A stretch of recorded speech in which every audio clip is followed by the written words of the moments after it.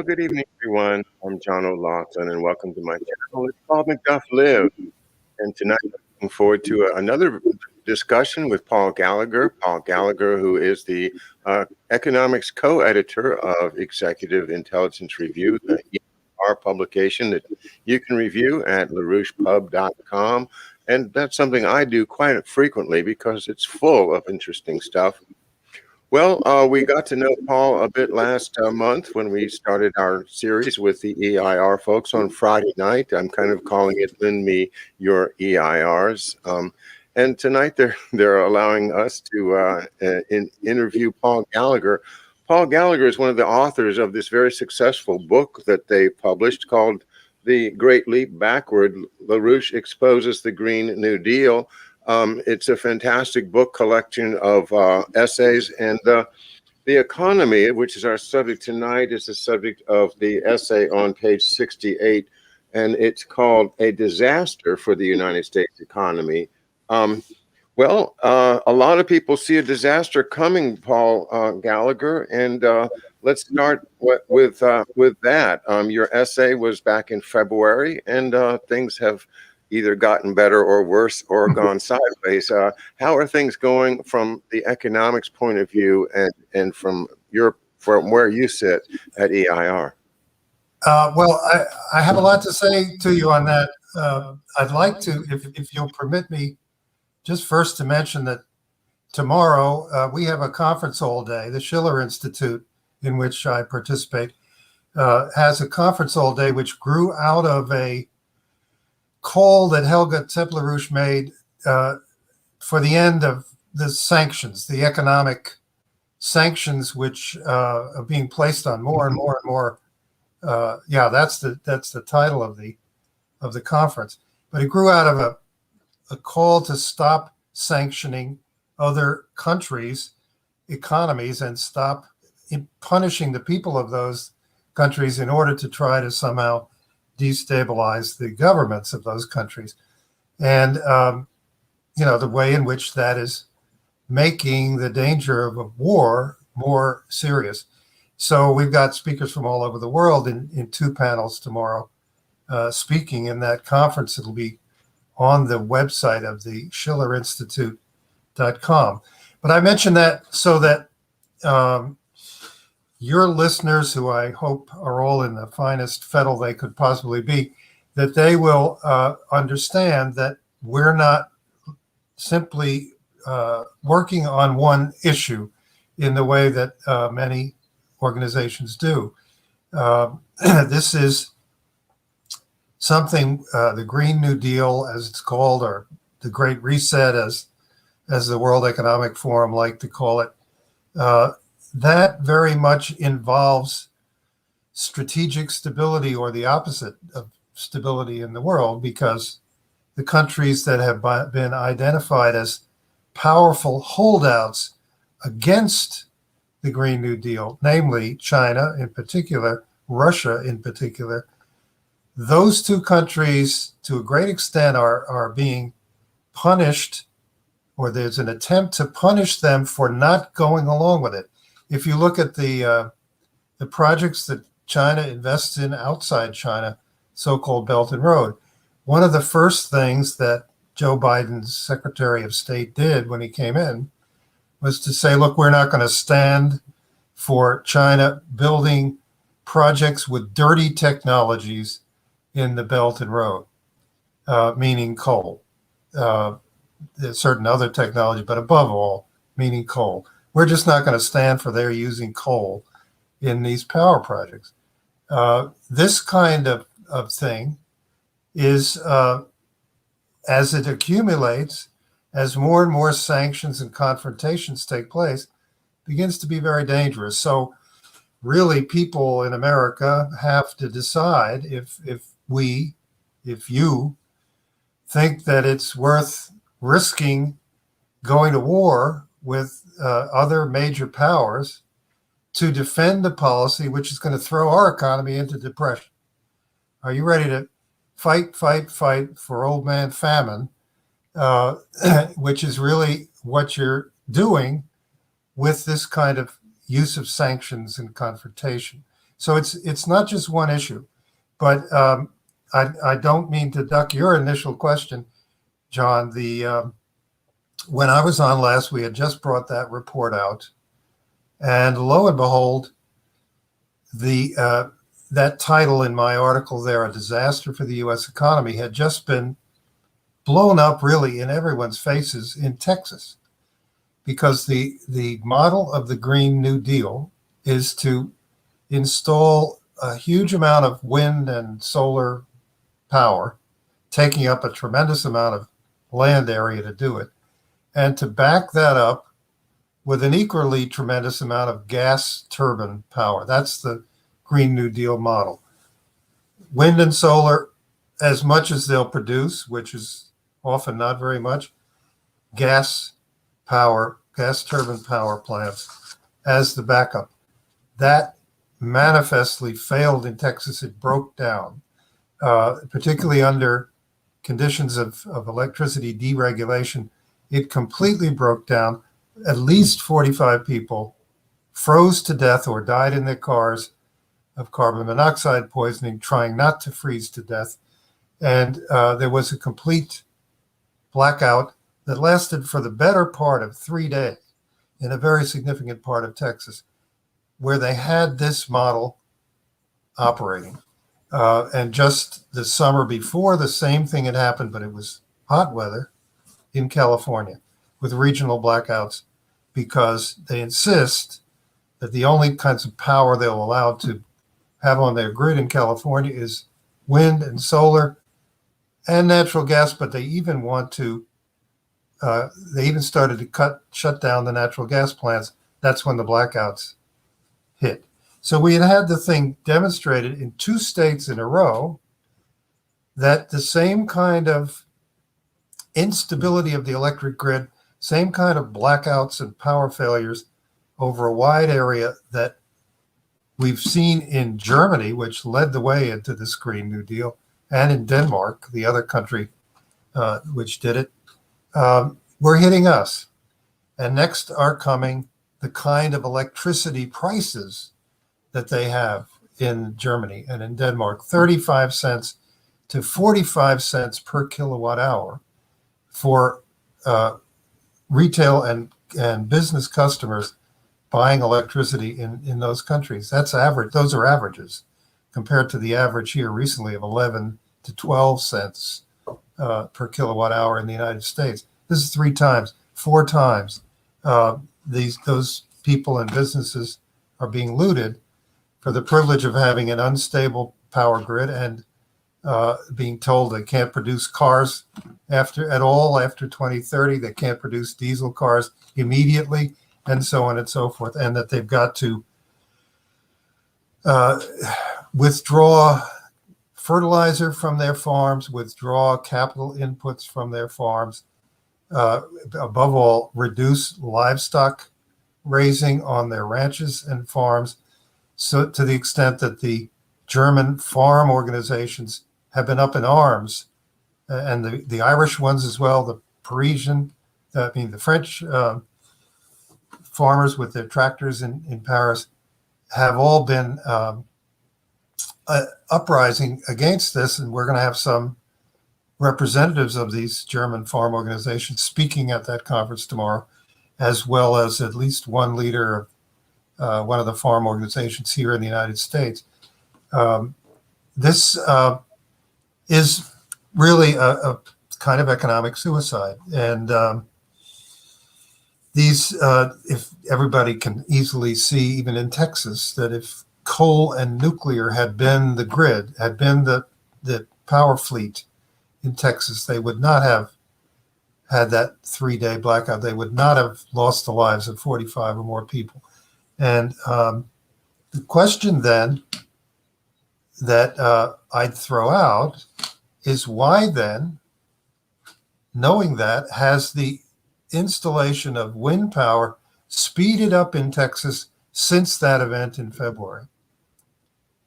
I mean, when everyone saw the price of natural gas went to $1,000 per 1,000 BTU during that crisis, and people were getting electric bills of $8,000 or $9,000 for 1 month. Companies as far away as Minnesota were getting immense electric bills out of that, and yet the installation of more and more and more wind and gas in Texas is continuing as we're talking. Why does that happen when the results have already been seen? And therein really lies what has to be understood in order for us to effectively combat this Green New Deal. So that's what I'd say. We definitely have come into collaboration with organizations on the local level and state level in the United States, which are resisting. Not only farmers in all along from Massachusetts to New York, commercial fishermen's associations who are resisting, fighting against these immense wind turbines, which are going to populate their fishing grounds, tangle up their fishing nets, foul their radar that they use, as well as the radar that the Coast Guard and everybody else uses, block maritime traffic, supposedly go across the New York Bight right outside the entrance to New York Harbor. So the commercial fishermen's organizations have started to fight. We've had some Friday night telephone internet broadcasts of Diane Sayre's campaign in New York, where she's had these fishermen's representatives come on and tell people why. Same thing with some of the labor unions in the Midwest who are trying to stop nuclear plants from being closed down. So there's resistance. It's local, but I still think that the most important thing is that more Americans understand what the Green New Deal actually is, so that they can intelligently oppose it, rather than thinking it's some form of European socialism that's creeping over here, that they can understand that it comes from Wall Street, that it comes from the City of London, and intelligently know how that is happening so that they can jump into defeating it. Well, thank you. And I think that this conference you're having tomorrow is very important. I'll be there 9:00 Eastern time at the Schiller Institute .com, and look forward to that very much. But let's go back to where you started, and that is the issue of these of sanctions and the inhumanity of applying sanctions as a tool of war. And it kind of reminds me of the decision to drop the nuclear bomb on Hiroshima. I mean, they knew they were going to be killing women and children by the thousands, and they did it anyway. And this idea of famine as a tool of war, that's Henry Kissinger to me. I mean, he will always, be in infamy for talking about using food as a weapon of warfare or population control. And these people are real, and they're serious, and they really are doing this stuff. And that's why you say fight, because we have to. I mean, now, no, YouTube, I do not mean go out and punch people in the face. I mean fight rhetorically. I mean fight with information, with sharing, with working together to network and to help people understand the gravity of our situation.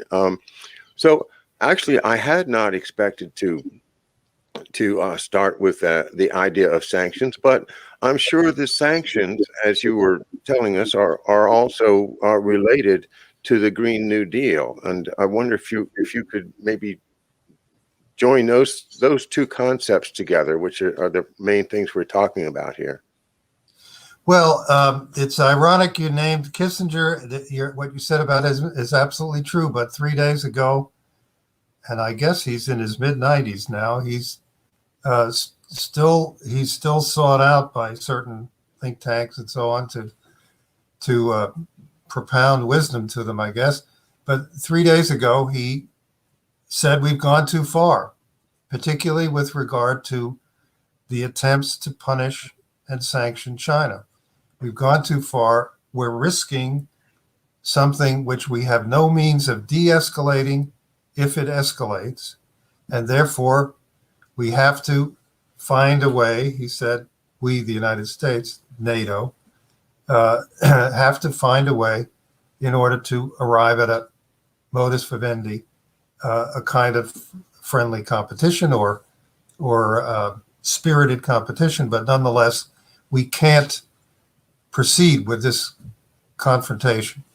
As I mentioned about Anthony Blinken's, his opening salvo against China when he came in, that it was, we won't stand for you using dirty technologies in the Belt and Road Initiative. John Kerry, the environment czar, I guess you would say, the climate change envoy of Joe Biden, has been to China, has been to India, he has not been to Russia. I think he didn't even want to try there. But in China, he went there specifically to make a kind of threat that, Biden's going to hold at that time was going to hold a climate change summit on Earth Day back a few weeks ago. And following that, in November, there was going to be this Paris Accord meeting, which takes place every few years. This one is in Glasgow, Scotland. And he wanted Chinese commitments to change their economic policies in order to go towards zero carbon. Same thing they're demanding of all the European countries and organizations, demanding it here. Joe Biden, every time he gives a speech, he's going to deliver zero carbon 3 or 4 or 5 years earlier than the last speech. He wanted to demand that from China, and they didn't even let him go to Beijing. He went to Shanghai. He didn't meet with the president, Xi Jinping. He didn't meet with the foreign minister. He met with some officials in Shanghai, and he left, and he acknowledged, and the media covering his tour acknowledged, that the Chinese had not budged in the slightest. The one thing about these sanctions with regard to the other superpowers is they fold into the military aspects of the confrontation. They make it worse, but they definitely don't achieve any results or any change in the commitment of those countries to technological growth. Where they do is in a place like Syria. And one of the speakers at our first panel tomorrow, Colonel Richard Black, he's a former Virginia state senator. He fought and bled in Vietnam for his country a long time ago. He has been a decorated Marine. He's also been the head of the office of the Judge Advocate General of the Army, and as a retired Army colonel. He is going to give a really blistering 10-minute or 12-minute speech denouncing the policy of sanctions against Syria by the United States. He has been to Syria. He knows a good deal about that country. He has a lot of contact with the Christian communities in Syria, with the Yazidi communities, as well as with the Alawite community. And he really, to express it the way he does, he said that what we're doing in Syria is worse than what was done in My Lai, in the My Lai massacre in Vietnam. And that kind of thing, since it is part and parcel of confrontation with Russia over Syria, we really have been stunned in 2015 when Russia decided that it would intervene into Syria in order to prevent the overthrow of the Assad government, and succeeded in doing that. Essentially, this confrontation has been building since then, with the United States effectively occupying about a third of Syria, and imposing unbelievably stringent sanctions to the point where 90% of the population lives in either poverty or extreme poverty. There's no place in the world, except for Yemen, where the Saudis are committing war against them. There's no place in the world comparable to that. So it is directly part of a growing confrontation between the United States and Russia, which probably has the greatest potential to go out of control, as we've seen recently around Ukraine, and to actually lead to superpower war. So again, people have to ask themselves, will they support or even will they tolerate that this kind of confrontation go on, that these dangers be entertained in United States policy on behalf of something which is a direct attack on the living standards and the future of the American economy and the American people as well, this so-called Great Reset or Green New Deal. If they understand that and they choose no, we won't tolerate that, that is what we're looking for. That's the understanding we're looking for, so that there's not so much indifference, really kind of moral indifference that so many Americans are showing when they see certain scenes of such disaster in other countries, but even in some parts of this country. And they really have to snap out of that kind of indifference. Obviously, people have had a great deal of difficulty in their own lives in the last year, and that is definitely a factor. So we recognize that it's something that we're looking for the people who can overcome it and really take responsibility for not only for our country's future, but for the world. And that's really what will be on the agenda tomorrow.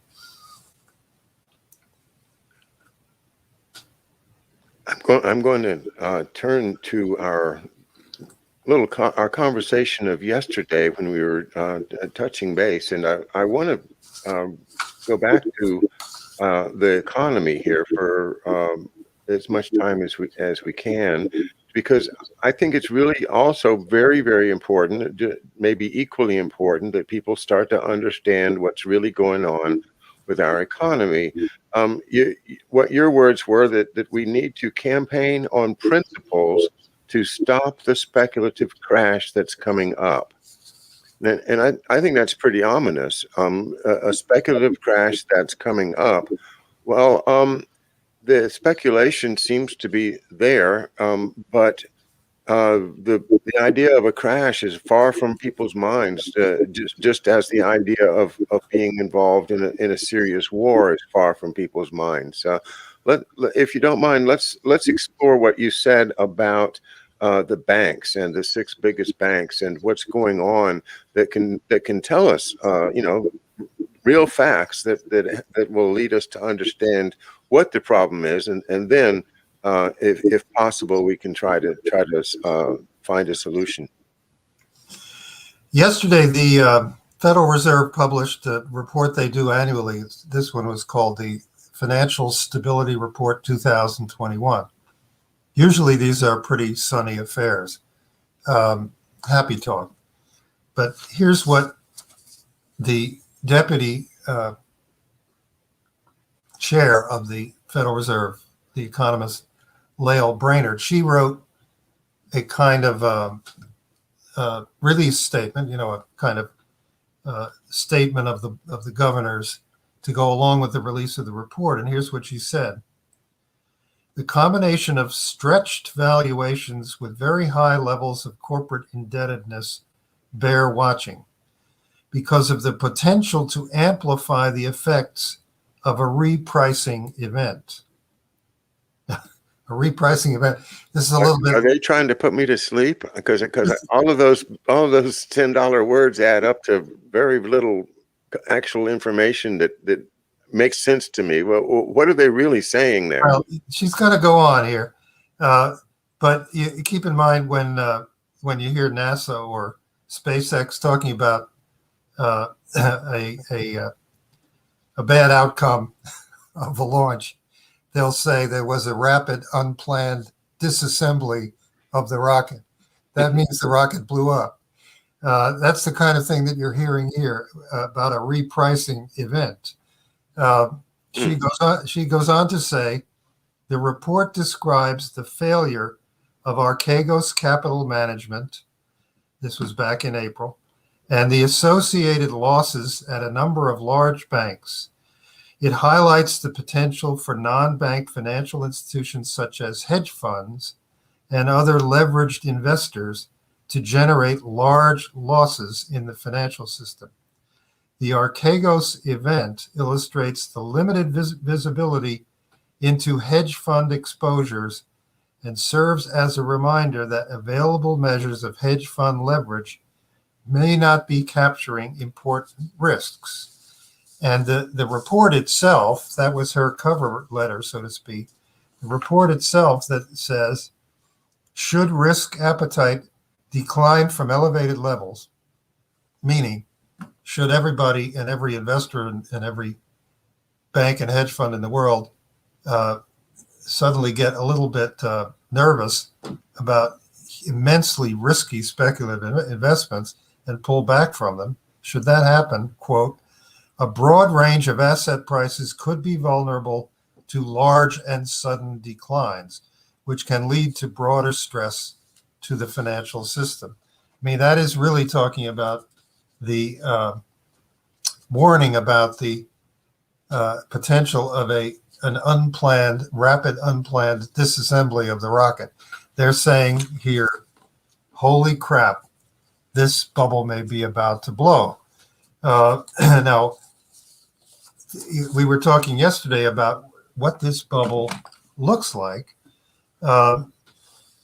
They've been 12 years building it since the crash of 2008.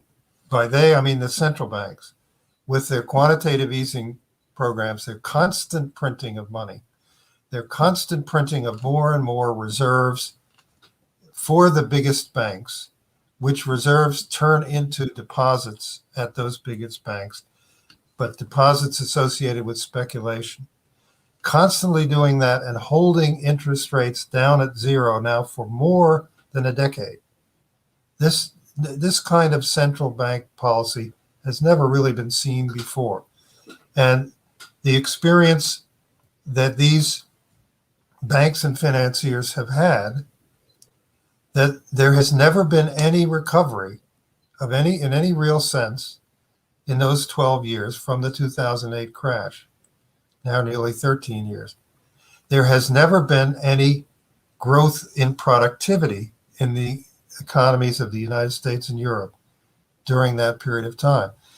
All the big power investments, the road and bridge investments, the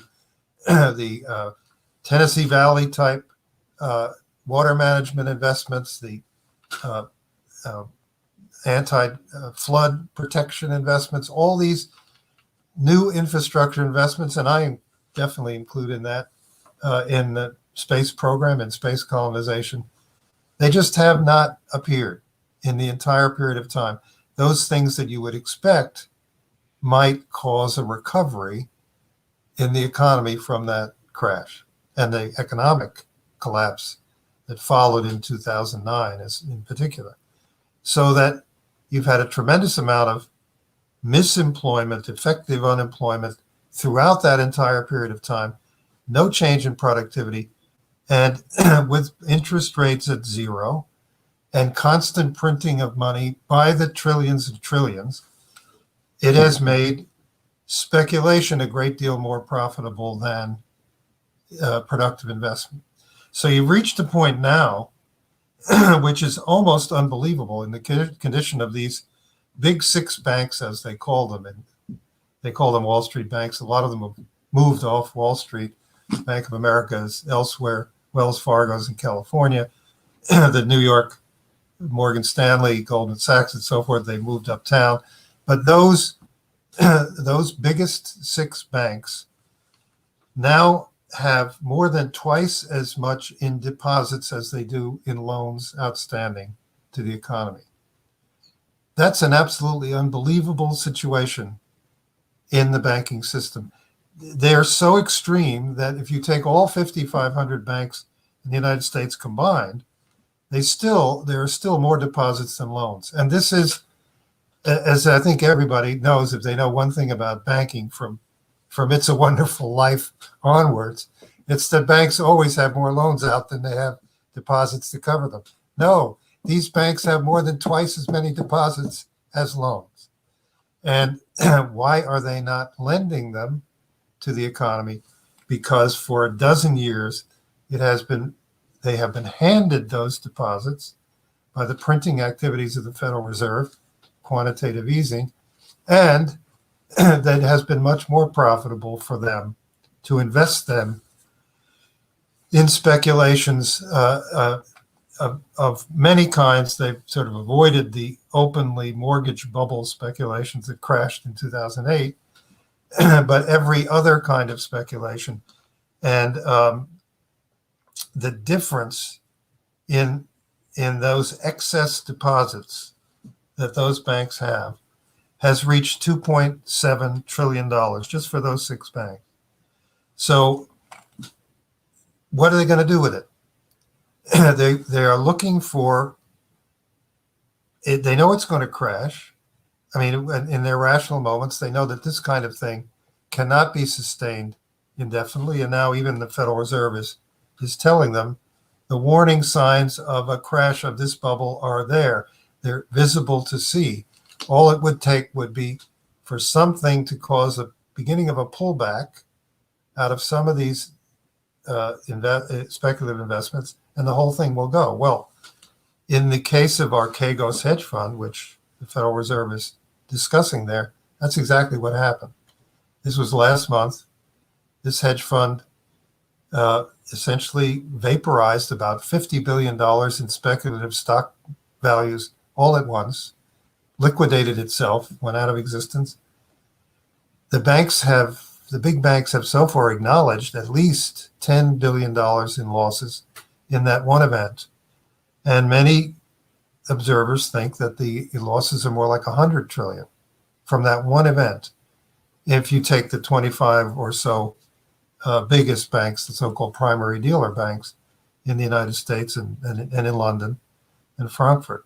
So they've already had the warning event like they had in the middle of 2007 with the collapse of this big, fairly crazy hedge fund called Archegos. And the Federal Reserve is now telling them, look, this is a warning. This bubble is going to go. So what they want to do is very rapidly build a new one, a new speculative bubble, even bigger if possible than this one, so that they can roll these unpayable debts and these unrealizable investments into that new bubble. And there is where the Green New Deal comes in, because it has been seen as what they call green finance from the beginning.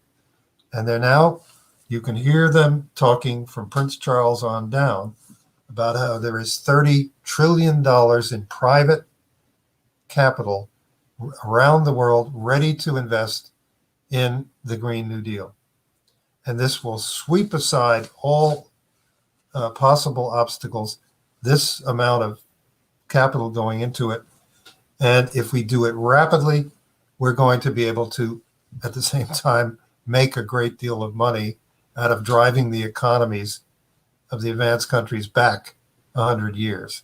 We'll make a tremendous amount of money in the same time, and that will cover the losses that we're already beginning to suffer from the tremendous speculative bubble of the last dozen years. So there's that very powerful financial motivation. But if you think of it now as a little bit strategically, you see that these financial forces are not in a very good position. They're trying to essentially make a kind of rapid war maneuver very quickly under fire with while they're at the same time running out of gasoline and other supplies. And, when they're in a very, very vulnerable position. And they're trying to do that by ramming the backward technologies of the Green New Deal through using the printing presses that the central banks have been to generate this kind of tens of trillions of dollars of investment, and using also the loot. If you have people paying 11 cents a kilowatt hour now, and a year from now they're paying 35 cents a kilowatt hour, a tremendous amount of electricity is used in all facets of life in advanced economies. That is going to loot those economies to a tremendous extent. That's only one way in which it will happen. But that's the way a bubble gets built, and they believe the way it gets sustained. But right now, as you said in starting this, they are looking very hard at the potential of a very near-term crash, and this Archegos hedge fund failure really has put the fear of God out pretty widely. Well, Wall Street and God in the same sentence. Fear of God. Okay. Well, I don't know how much fear of God there is to be found there, but the idea to me of thinking as I've been since you explained it to me yesterday about how absurd it is for these huge banks to be sitting on deposits. And the whole idea of banking is that you lend out your deposits, and the fractional reserve banking, enriches the Rothschilds. And we've all studied this stuff, and we know how banking rips us off. But you're saying no, they're not doing that. They're doing the exact opposite, and that is where you identify the mass of the bubble. The inflated paper products that have been passed back and forth so many times, and that is, to me, is a very powerful image to think of our banks as having now just holding on to a bunch of bad paper, and as these debts come due, they have to find more financing. And so the scheme centered around Prince Charles, as you say, is to do this supposed Great Reset. But the real idea behind the Great Reset is to put together a financing package and to go around to all the elites and say, hey, all we need is your little bit here, and we'll have our $30 billion, and then everybody, will make money, at least everybody that's in on the scheme. I think it's hard to put these ideas in a nutshell, but how am I doing? Pretty well. That's the relationship between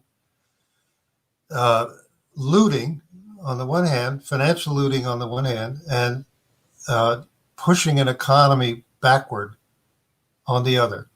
It's never done just by sheer austerity, just by, cutting out everybody's one meal for everybody, cutting out another. It's never even done by the kind of murderous sanctions that we were talking about before. It's done by this kind of creation of certain financial investment flows into bubbles where the profits are very high, the potential profits are very high. And, they've gone into many of these areas over the last dozen years, but those have reached the point of explosion.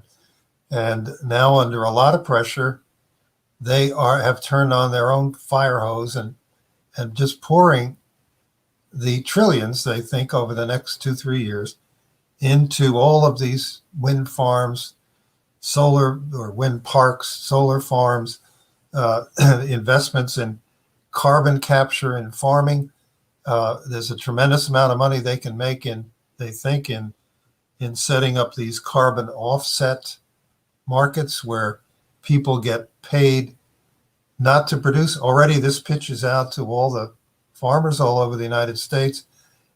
You could farm carbon. You can grow carbon or rather capture carbon. They actually call it carbon farming instead of food farming or cattle ranching. You can do carbon farming, and if you can cook your books in some way as a farmer to show to us that you didn't grow something, you didn't release any carbon dioxide, why, we'll pay you for it.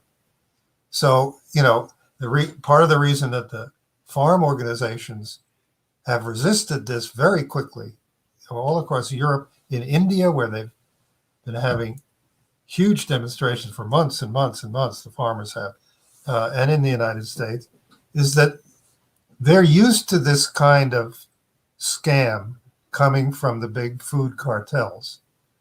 And it's the big food cartels that are bringing it to them, saying, oh, boy, we have something new for you now. Carbon farming, you're going to help the planet and we're going to pay you for it. And everything is just going to be wonderful as long as you agree not to grow much food and not to raise hardly any animals. Why, you can really make out. They know, farmers know that they instinctively they want to produce food, and they also know this kind of scam. They've seen it coming from the same directions before. So that's welcome that resistance comes. We know some people who are out in the northern plains in particular, where there are meetings of farmers and ranches, 250 people at each meeting, taking place all over the place in the northern, the Dakotas, Minnesota, that area. And so we're able to go to them and just as we're talking about now, try to make the thing fully understood so that if you fully understand this, then you have a clear idea that it must be reversed and also how to reverse it. And that's really what we're aiming for. Well, you just led right into my next question.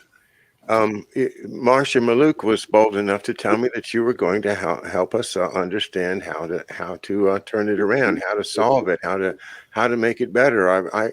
I have my pet ideas. I think a lot of people have pet ideas about things like creating new greenback dollars or something to maybe extract our full faith and credit from this scheme that the Federal Reserve is somehow entitled to our national bounty, our national honor, and our national commitment to pay all debts no matter what.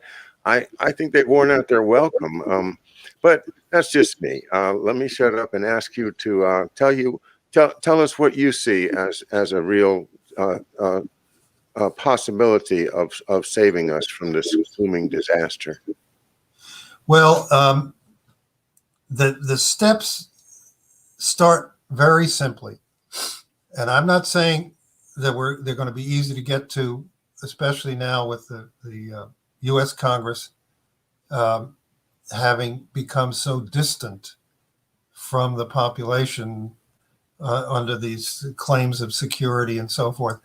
That's why a lot is going on at the state level and local level of resistance here.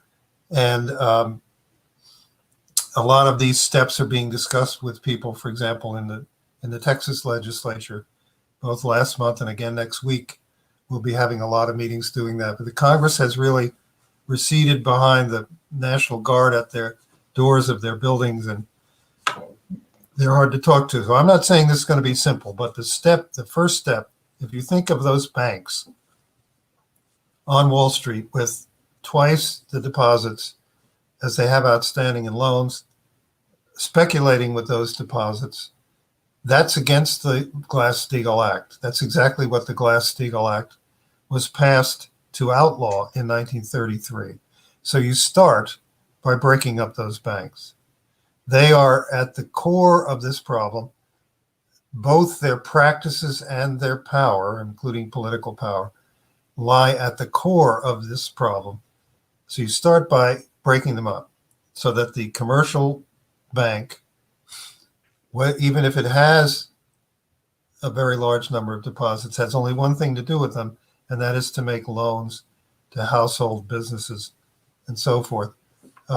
That's the Glass-Steagall Act of 1933, broken down by the Federal Reserve during the late 1980s by Alan Greenspan, who was its worst enemy, and eventually repealed in 1998.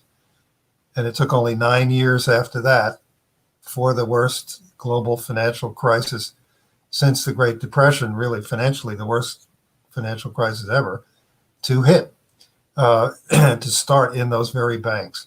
So that's what needs to be done to begin with. And then you come to the Federal Reserve, as you indicated, and it really must be nationalized, because we need, if we break up those Wall Street banks with the Glass-Steagall Act, it is going to appear that there's less credit around, there's less money sloshing around, there's less investment capital available, because it looks very nice when they dangle it, even though they never put it into the economy. It looks like they have it. And it's going to, you have to replace that. And I'm not talking magic here. FDR said exactly this in 1933 and 1934 at a press conference, where he said, it looks like a certain amount of credit has disappeared. We're going to replace it with, at that time, the Reconstruction Finance Corporation. We're going to put the credit into the economy for productive purposes. There's no reason the Federal Reserve can't be that bank, that national bank. Its charter has to be completely changed so that its mandate is completely different. Its management, its governors thrown out, and something like the first and second banks of the United States, the Hamiltonian banks, made out of the Fed. And you could make such a bank independently of the Fed and have it compete with the Fed for a period of time, but it's a much simpler thing, since the Federal Reserve clearly has the capital, and it's capitalized with U.S. Treasury securities, which is the way a Bank of the United States has to be capitalized. And it is clearly in a position, if it would, which it won't, to issue large credit for productive purposes into the economy and replace all that speculative nonsense that has been going on by the trillions. So that's a second step. And then the really crucial questions: what are the technologies that we need to invest in order for productivity to really increase, in order to recover and move forward? And really the driver of this for some time has been the space programs, the space colonization. That's where the computer revolution started. That's where the potential laser revolution, which never actually took place, that's where it started. Never really got into industry, but that's where it started. That's where the entire simulation industry, so important to modern technologies today, that's where the entire simulation industry came from. And I could go on and on, with satellites and everything else, which make modern economies productive, have flowed out of efforts at space colonization, even though they've constantly been interrupted, and they've constantly been, the funds for them have constantly been put forward, then pulled back. That's where you start.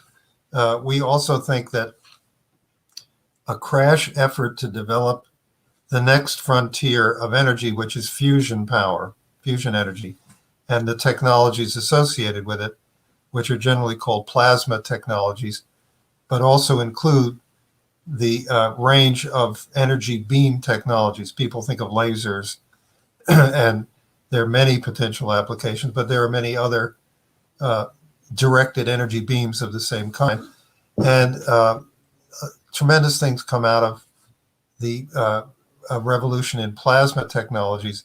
If we had a crash program to develop fusion power, as well as other forms of advanced nuclear power.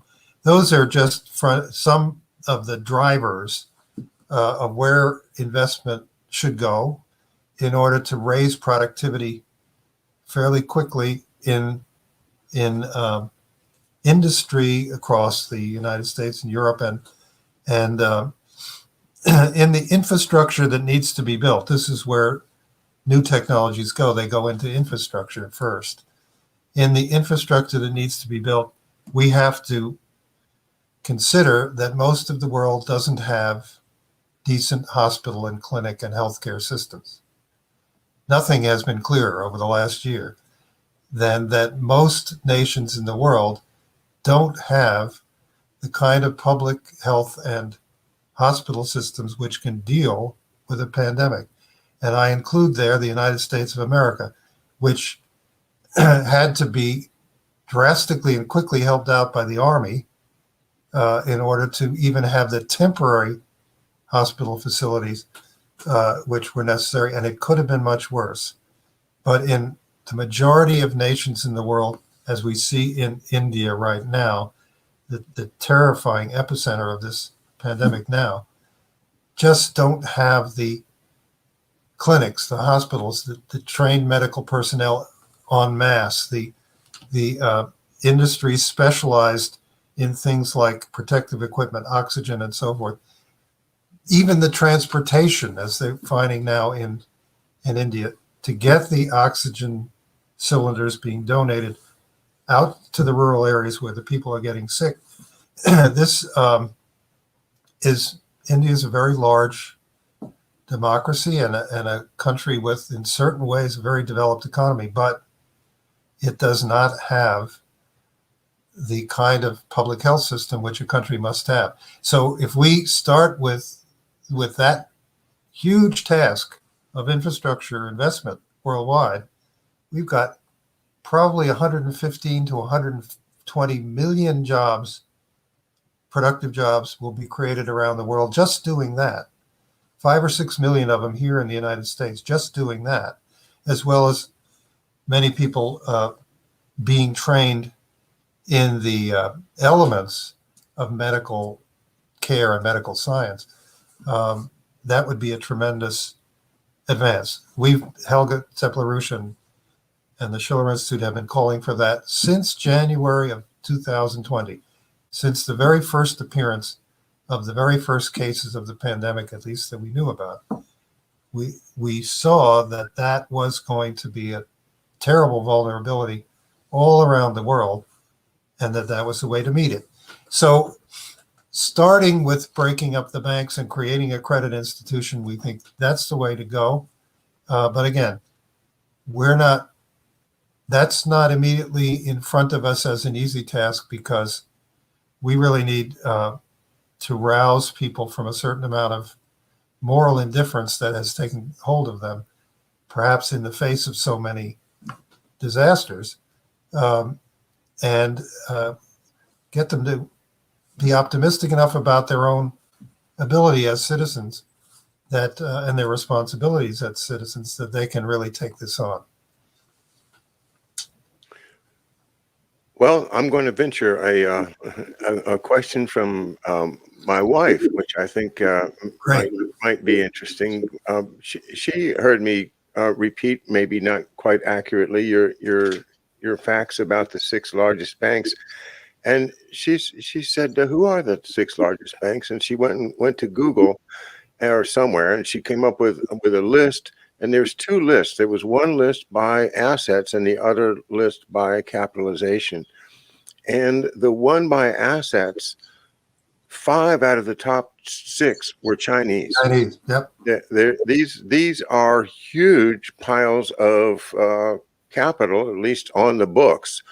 So I thought if you had a chance, if you could give us a little bit of feedback as to what does that mean? And number one, it means that the Chinese have more money than we do. And number two, it means that maybe their speculation is even worse than ours is, or have they?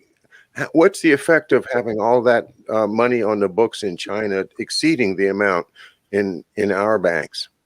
Well, you can take a look at it's certainly the case. They don't have more money than we do. They have many fewer banks, but the state supported banks in China are really very large. Some of the British banks are larger than the London banks are larger than the Wall Street banks too. The six I was talking about, I think everybody knows: J.P. Morgan Chase, Morgan Stanley, Goldman, Bank of America, Wells Fargo, and I'm leaving one out, but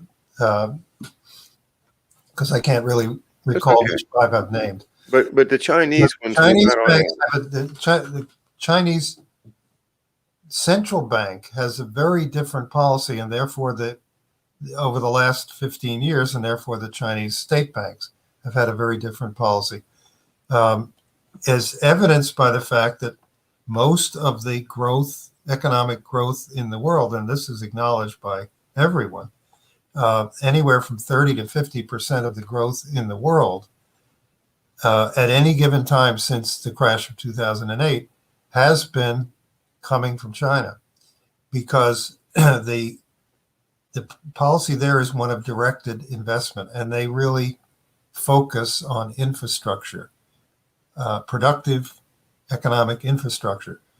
Of course, the rail system that they built the high-speed rail system is famous. It exceeds all the rest of the high-speed rail in the world, and they built it all in less than 20 years. But that's just one example of the way in which they have kept the growth going on. It's not to say that there isn't a great deal of speculation in the Chinese banking system and all the kind of non-banks, real estate firms and all the little unregulated commercial banks. There's a tremendous amount of speculation that goes on there. They have a policy there of taking financial companies that get in trouble with this kind of speculation and just putting them under.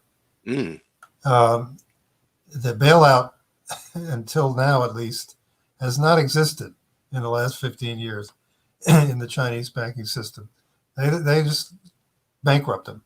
Now, obviously, they're supporting those biggest banks, like the China Development Bank, the China Export-Import Bank, the ones your wife found on the list. They're supporting those to make these credit investments. They're making the bulk of the investments in the project in what is called the Belt and Road Initiative, all the way across Eurasia and Middle East into Africa. But otherwise, they are plagued by speculation. They constantly try to blow it up, have a lot of little explosions instead of one big one, which brings everything down, controlled explosions.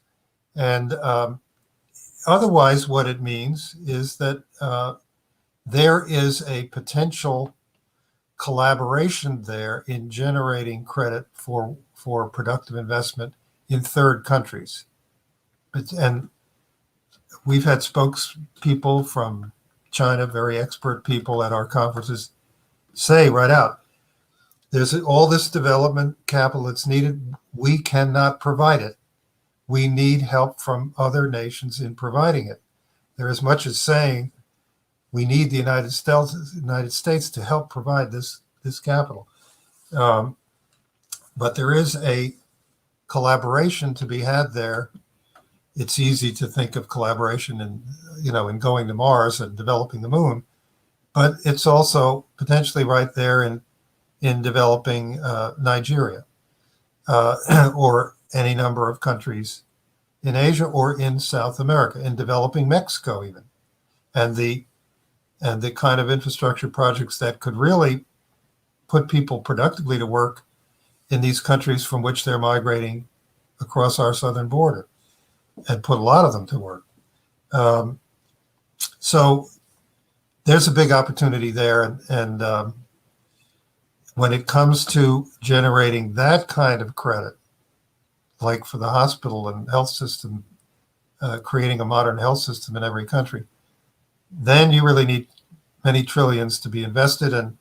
And there you could have a collaboration between a national credit institution in the United States, made, for example, by nationalizing the Federal Reserve, and those kind of state banks there, and state banks in other countries. Japan is another country that whose banks generate a great deal of this kind of infrastructure investment capital in other parts of the world.